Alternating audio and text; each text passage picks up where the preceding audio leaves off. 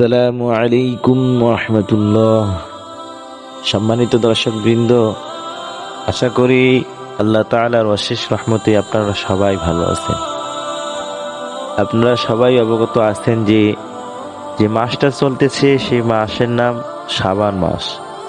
পবিত্র মাহে রমজান আসন্ন, আর মাত্র কয়েক সপ্তাহ পরেই শুরু হতে যাচ্ছে রহমত, মাগফিরাত ও জাহান্নাম থেকে মুক্তির সেই সুমহান মাস মাহে রমজান।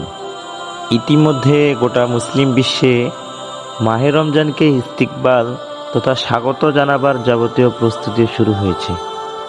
এই রোজার বিধান আরোপ করেই আল্লাহ তাআলা ঘোষণা করেছেন, ইয়া আইয়ুহাল্লাযীনা আমানু কুতিবা আলাইকুমুস সিয়ামু কামা কুতিবা আলাল্লাযীনা মিন ক্বাবলিকুম লাআল্লাকুম তাত্তাকুন।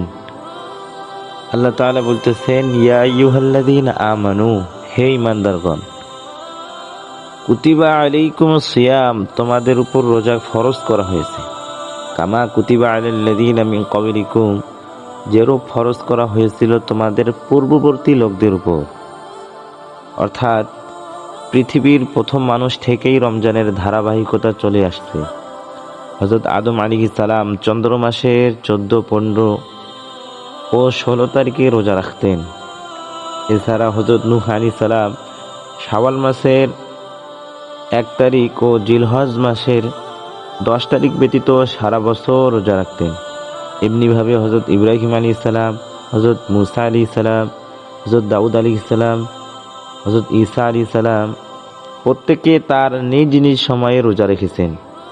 এক কথায় পূর্ববর্তী বলতে হযরত আদম আলাইহিস সালাম থেকে শুরু করে হযরত ঈসা আলাইহিস সালাম পর্যন্ত সকল যুগের মানুষকেই বোঝানো হয়েছে। এই রোজা ফরজ করার অন্যতম উদ্দেশ্য সম্পর্কে আল্লাহ সুবহানাহু ওয়া তাআলা ঘোষণা করেছেন, লাআল্লাকুম তাত্তাকুন, যাতে তোমরা তাকওয়া অর্জন করতে পারো। এর দ্বারা বোঝা যায় যে রোজার মুখ্য উদ্দেশ্য হলো বান্দার মধ্যে তাকওয়ার গুণ পয়দা করা, অর্থাৎ মুত্তাকি বানানো। আসুন এবার আমরা তাকওয়া সম্পর্কে জেনে নিই। তাকওয়া কি জিনিস? হোয়াট ইজ তাকওয়া? মূলত তাকওয়া শব্দটি আরবি। এর অর্থ বাঁচা, মুক্তি, নিষ্কৃতি, সতর্কতা, ভয়ভীতি ইত্যাদি।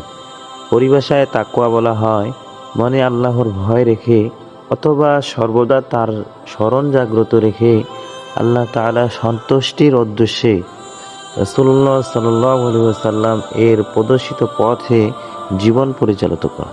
মোট কথা, জীবনে কোনো ক্ষেত্রে মহান আল্লাহর হুকুম যেন লঙ্ঘিত না হয়, এরকম সতর্কতার সাথে চলার নামই হলো তাকওয়া।